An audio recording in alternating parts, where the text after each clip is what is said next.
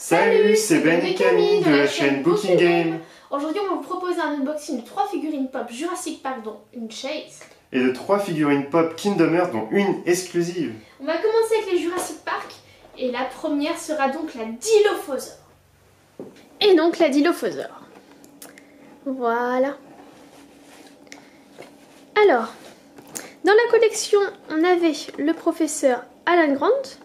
On avait aussi John Hammond, le docteur Ian Malcolm, le T-Rex que du coup on va unboxer tout à l'heure. le Vélociraptor qu'on n'a pas. Le Dilophosaur qu'on a là et Nedry. Celui qui se fait cracher dessus par le Dilophosaure. C'est ça. Dans le film. Alors, on va unboxer la figurine. Elle s'est ouverte facilement. Ouais, On sait que ça aurait été plié. Elle s'ouvre facilement. J'enlève le capuchon. Il veut pas venir. Voilà. Ah, les couleurs sont chouettes. Hein. Il est beau. Par contre, il est tout joyeux. On a envie de lui faire un petit câlin. Ouais, c'est vrai qu'il a une bonne bouille. Attendez, je vais vous le montrer parce qu'il y a du coup... On dirait qu'il est mort là, mais là, ça... Mais en même temps, il est mort depuis plusieurs milliers d'années. C'est joyeux. Mais c'est vrai. Voilà. Et c'est bien en plus qu'il y a un petit socle transparent qui est là. Ouais, il y a un joli petit socle. Ah, il est beau quand même. Tu veux être mon ami? J'adore les bijoux. Il est pupilles dilatées et tout. Ah ouais. C'est parfait. Il a son petit mascara qui est un petit peu coulé par contre, mais... Ouais, il est vraiment bien fait. La position est sympa aussi. Bah, il y a une posture de raptor. Ouais. La même que dans Monster Hunter. C'est pas faux. Voilà. Ah, les couleurs sont bien vives, c'est sympa. La peinture est plutôt bien faite quand on regarde bien les dents. Et il a été bien peint. Elle est vraiment, vraiment chouette. Donc voilà, ça c'était donc le Dilophosaure. J'adore ce dinosaure, je trouve qu'il est vraiment très beau. Parce qu'il a une sorte de je ne sais quoi en fait sur la tête. Là, les petites bosses là. Bah ça là, je sais pas trop à quoi ça sert en fait. Mais c'est joli. Ça qui est bien, qui rend mieux que les raptors. Et... Enfin les vélociraptors. Allez, maintenant on va passer à la pop suivante. Voilà, elle est super. La deuxième, c'est donc la Tyrannosaure.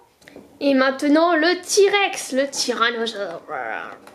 Alors la forme de la pop est pas comme d'habitude. Normalement elles sont comme ça. Et là elle est tombée et du coup ils l'ont rentrée comme ça. C'est ça. Mais je trouve que ça a un petit cachet en plus. Je vais juste vous montrer avec une autre pop à côté. Ça fait différent, mais ça rend mieux. Je trouve qu'on voit mieux la figurine à l'intérieur. C'est le T-Rex aussi, du coup c'est forcément... il faut faire quelque chose de différent pour marquer le coup, parce que c'est quand même lui qui est un peu le Deus Ex Machina à chaque fois dans les Jurassic Park. Il faut pas spoil pour ceux qui n'auraient pas vu... Alors attends, c'est le premier Jurassic Park. C'est aussi dans le 2. Non, c'est aussi dans le 3. Et c'est aussi dans Jurassic World premier du nom. Par contre, je sais pas comment il s'ouvre. Bah, par le haut, par le haut. Par le bas. Par le côté en fait du coup. Oui. Alors. Ah, ça aurait été bien qu'il y ait une ouverture en fait comme ça, comme une boîte à bouchon. Hop. Ouais, non. Alors, on va lui enlever son petit capuchon. Alors il a un socle lui aussi. Ah, c'est bien parce que... Ah oui, mais en fait c'est parce qu'avec sa grosse tête, il tient pas. Ouais. Elle est beaucoup plus lourde que le Dilophosaure quand même. Elle fait... Après, il a un poids différent. Alors attends, avec la caméra c'est pas simple. Allez. Ah. Alors attendez, on a un souci. Ah, c'est pas le bon socle. On se retrouve. C'est notre Cendrillon en fait du Jurassic. C'est ça. Attendez, on va se retrouver de suite après. Donc voilà, avec beaucoup de finesse et de doigté, ou pas trop, on a réussi à faire entrer notre petit T-Rex. Lui aussi, il est content. Oui. Ils ont tous une tête de content. Ouais, j'ai enfin mon socle. Ouais, c'est trop bien. Et là, le socle. Pardon. Et comme ça, on dirait qu'il est sur une planche de surf. À la limite, on pourrait mettre une petite vague. Un overboard. Ouais. Comme dans le pingouin là, dans Pokémon Tournament, là où en fait t'as un truc qui Pingoléon. Ouais, Pingoléon, là, il arrive carrément en mode surf. Bah, il pourrait carrément faire la même chose, il manque plus de la vague et wouhou. Il est pas mal. Franchement, il est pas mal. Après, je trouve que la tête est vraiment énorme par rapport au reste du corps, plus que les autres pop. Bah, c'est pour faire en fait une différence de taille. Ouais, mais regarde, là c'est quand même plus ou moins proportionné sur le Dilo. Ouais, mais là c'est vraiment pour faire genre ouais, je suis plus gros, je suis plus badass. Ouais, mais qu'ils aient fait une pop géante, j'aurais trouvé mieux parce que là je trouve vraiment qu'il a un tout petit corps par rapport à la taille de sa tête. Bah, il a une grosse tête. Voilà. Il est bien peint aussi quand même. Hein. Par contre, il a les dents un peu plus jaunes, je trouve. Bah, il s'est mal lavé les dents. Ou il a bu trop de thé aussi, ça teinte les dents. Bon, voilà. Donc, c'était le tyrannosaure. J'aime un C'est bien parce qu'en plus, on voit les petits... Ouais, les petites écailles. Mais il a vraiment une tête juste à pied, en fait. Alors, coco. Allez, on va passer à la chase. Oh. Et pour finir, la chase Dilophosaure. Dans l'autre sens, ça marche mieux. Voilà. Et voici donc la chase du Dilophosaure. Alors, sachant qu'en fait, il n'y a pas forcément des chases dans toutes les collections. C'est en fait beaucoup plus rares qui existent en 1 sur 6 pour certaines pop. Donc là, sur 6 pop Dilophosaure, il y en avait 5 collerettes ouvertes. Et là, du coup, c'est la collerette fermée. Donc, on va faire un petit tour de la boîte. Il me semble qu'elle a le même numéro. Ouais. Elle a exactement du coup le même numéro que la Dilophosaure classique, 550. Comme ici, focus. Voilà. Sinon, ton numéro. Hein. Oui. Sur le côté.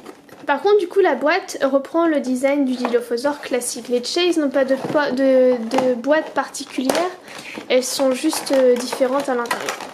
Là, elles ont un petit autocollant. Oui, voilà, mais je veux dire, à part un autocollant, la boîte, c'est mieux que rien. Alors. Extraction. Ah, il a du mal. Il va falloir lui faire une césarienne. Voilà, c'est bon. Alors, petit socle aussi, en espérant qu'il aura son socle à son pied. Voilà, parce qu'on a du coup notre T-Rex Cendrillon. Et là, du coup, alors, ouais. Ah oui. Ceci est beaucoup. Ça rentre facile. facilement. Voilà. Du coup, le petit Dilo. Il est mignon, je trouve. La collerette est plus détaillée, je trouve. Ouais, mais on dirait là une version, je sais pas, enfant en fait. Genre, il est beaucoup plus jeune, c'est pour ça qu'il a pas encore sa collerette, sa crinière et tout. Enfin... Ah, c'est Simba enfant et à côté t'avais Simba adulte, c'est ça? Ouais, non, franchement, un petit peu plus petit, ça aurait pu faire le gamin en fait. Le bébé Dilo. Ouais, je trouve que ça fait ça. Enfin, il fait plus en enfant. À côté de l'autre qui fait vraiment adulte. Enfin, l'autre il fait beaucoup plus féroce. C'est le monsieur et c'est la madame. D'ailleurs, on dirait que il est beaucoup plus clair en fait. Ouais, les couleurs sont légèrement différentes quand on voit par exemple le museau. Il est jaune tandis que l'autre il est pas peint. Collerette ouverte a une espèce de mascara qui dégouline autour des yeux, façon œil de panda, pardon. Là, il y a moins. La peinture est mieux faite aussi sur les espèces de petits trucs au-dessus de leurs sourcils. Parce qu'on dirait que lui, il a mangé, je sais pas, genre de cacahuètes ou quelque chose de marron clair. Enfin, il en a plein la bouche en fait. Alors, je sais pas si c'est parce que c'est la peinture qui est comme ça, ou ils en ont mis beaucoup plus, mais... Parce que ouais, les pop, ce sont comme des figurines qui ont un prix abordable. Celles-ci, elles étaient autour de 13, entre 13 et 15 euros, je sais plus. Et les peintures, en fait, varient d'une pop à l'autre. En fait, quand on choisit une pop, on regarde plein de pop différentes avant d'en choisir une, parce qu'en fait, il y a des peintures qui sont plus ou moins réussies, en fait. Donc voilà, en tout cas, il est tout mignon. Ouais. Et pour Kingdom Hearts, on va commencer par Riku. Et on passe au pop Kingdom Hearts avec Riku. Le 333. C'est vrai qu'il a un numéro un peu particulier. Oui, il est rigolo. Donc dans la collection, on avait Sora, Kairi, Riku, Mickey. Roi Mickey et Shadow Heartless. Ouais, enfin, c'est Mickey avec sa tenue d'organisation. De l'organisation 13, c'est ça. Ouais. Alors du coup, allons voir notre petit Riku. Avec sa super Keyblade. Ouais. Ah! Il veut pas venir. Non, j'arrive pas à l'attraper. Ah, c'est pire. Bah, c'est qu'il veut pas venir. Voilà, désolé pour les oreilles. Alors Riku n'a pas de socle. Non, cela non pas. Il doit être équilibré, je pense. C'est vrai qu'elle est plus légère, je trouve, que les autres. Bah, en même temps, je pense qu'il y a moins de concentration de poids, oui. Alors on voit quand même qu'il y a pas mal de petits détails. Il y a sa tenue. Bah, sa Keyblade est pas mal. Ah, elle est belle, sa Keyblade. J'essaie de jouer avec le zoom. Voilà. Pour que vous puissiez voir la Keyblade. Je sais pas si dans le jeu on peut récupérer cette Keyblade là parce qu'elle me dit rien du tout. Elle me dit rien, mais je pense qu'on doit l'obtenir aussi. Quand on voit, il y a beaucoup de détails aussi sur sa tenue. C'est à la fois simple, mais c'est plutôt pas mal quoi. Enfin, elle est jolie. La couleur de ses cheveux est belle aussi, entre le gris et le mauve, vraiment, elle est super sympa. Elle tient... Bah c'est un personnage qui est stylé quoi. Elle tient pas toute seule par contre. Ah non. Elle tient pas. Bon. Ça c'est dommage. Ouais, ça c'est dommage. Je regarde juste si en dehors du plateau. Non, elle bascule vraiment en arrière. Ah, ça c'est embêtant. Y a pas de socle. Non, sur ces petites chaussures, y a pas de socle. Bon, on met de la pâte à fixe. Non, mais voilà, ça va être team pâte à fixe. Hein. C'est dommage parce que pourtant elle est plutôt pas mal. Hein. Elle est vachement belle. Ouais. Enfin, bon, voilà. C'était Riku. Je tiens pas. Maintenant. Et on continue avec Kairi. Et on passe à Kairi. Alors voilà, Kairi.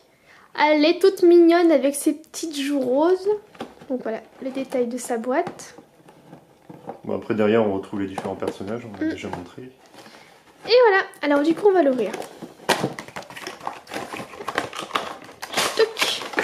Et elle s'ouvre beaucoup plus facilement.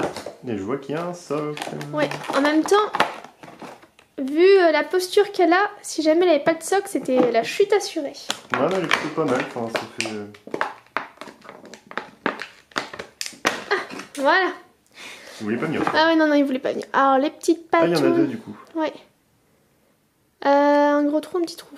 Alors attends. Non, c'est l'inverse, je pense. Tu penses l'inverse? La chaussure, chaussure plate à côté de celle qui est un petit peu repliée. Oh là là. Comme ça. Oui, ça va. Beaucoup plus facile que le T-Rex là encore. Ça c'est bien qu'ils aient mis quand même un socle, parce que sinon... Alors elle a le design de Kingdom Hearts 2. Elle est vraiment bien. Elle est vraiment chouette. Les couleurs sont belles. Hein. Ouais. Je trouve qu'ils ont vraiment assuré pour les couleurs au niveau des cheveux aussi. Vous voyez, on voit tous les détails de sa tenue, elle aussi, comme pour Riku. Niveau vestimentaire, ils ont été vraiment bien travaillés. Les chaussures aussi, enfin... J'aime bien ces chaussures, elles sont plutôt pas mal. Ouais. Sa tenue est vraiment cool. Quoi. Son petit sac à main.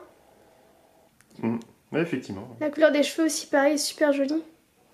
Elle est vraiment pas mal. Hein. On pourrait faire un personnage dans Pokémon, je trouve. Elle tient bien, ouais. Elle tient au moins. Bah avec un socle, oui, elle va forcément tenir. On ne sait jamais, la tête aurait pu déséquilibrer. Oh voilà, vraiment une très très belle pop. J'aime vraiment beaucoup. On va passer à la suite. Ouais. Waouh. Et on finit avec l'exclusive, la figurine de Sora. Et de ces deux Keyblades. Et on finit avec Sora. Sora du coup qui est une pop exclusive. Parce que la version, du coup là, je vais vous montrer le tour de la boîte.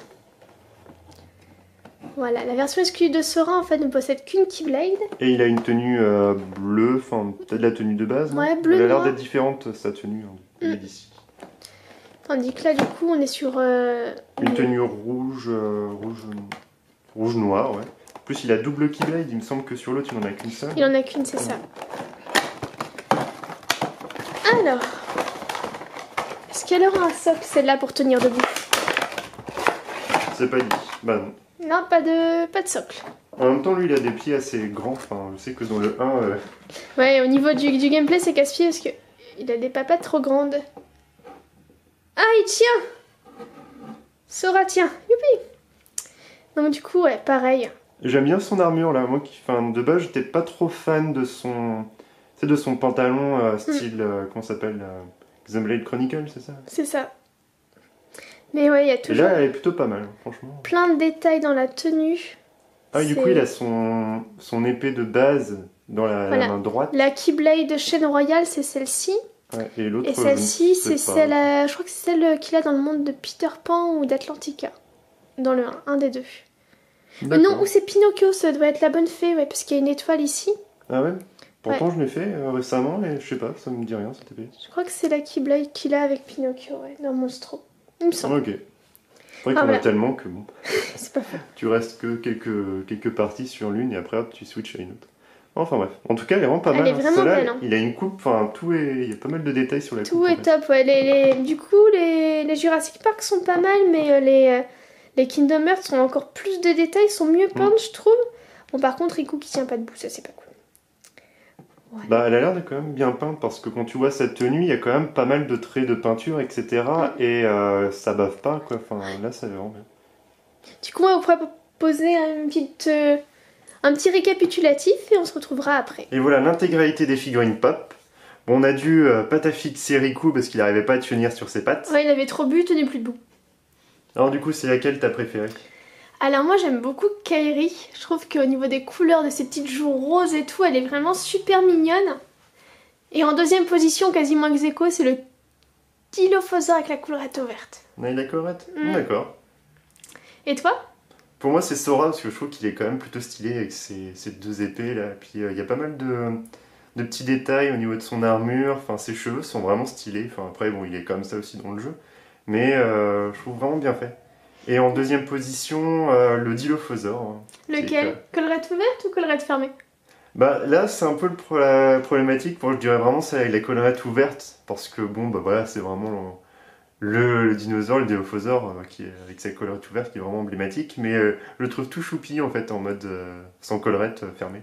En tout cas on espère que cette vidéo vous aura plu autant qu'à nous.